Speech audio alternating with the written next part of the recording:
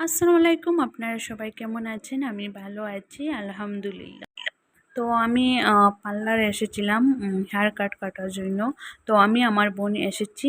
তো একটু থ্রেডিং করব আর আ হেয়ার কাটিং করব। আমার হেয়ারটা অনেক লম্বা ছিল।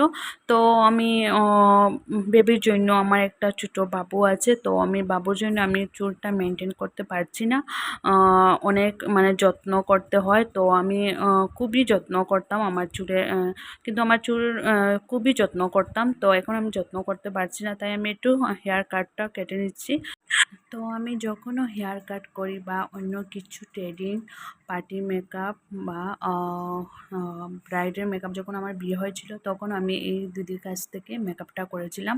তো থ্রেডিং, হেয়ার কাট অনেক সুন্দর হয়, দিদি অনেক সুন্দর করে দেন। তো সবসময় আমি এখানে এসে আমার বাবার বাসায় কিনারা হচ্ছে পার্লারটা। তো আমি সবসময় এখানে আসি। তো এখন আমি চলে যাব ঘরে। তো আমার হেয়ার কাটটা কমপ্লিট হয়ে গেছে। তো দেখতে পাচ্ছেন অনেক সুন্দর লাগছে। তো এখন আমি চলে যাব কেন আমার বাবুকে আমি রেখে এসেছি। তো আমার বোন এখন কাটছে ও। তো ও একটু কাটবে। তো ওকে আমি রেখে চলে গেছি। তো ঘরে এসে দেখলাম বাবা অনেক জিনিস ফ্রুটস নিয়ে এসেছিলেন। তো আজকে আমি আমার শ্বশুর বাসায় চলে যাব। তো অনেক দেখতে পাচ্ছেন ফ্রুটস। তো ইফতার, রমজান মাস, তো অনেক কিছু টিফিন সবকিছু দিয়েছেন। তো আমাকে বাবা নিয়ে যাবেন আমার শ্বশুরবাড়িতে।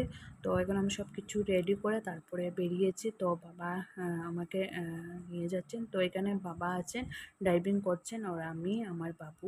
তো আমার ভিডিও ভালো লাগলে প্লিজ আমার চ্যানেলটা সাবস্ক্রাইব করবেন, লাইক করবেন, শেয়ার করবেন।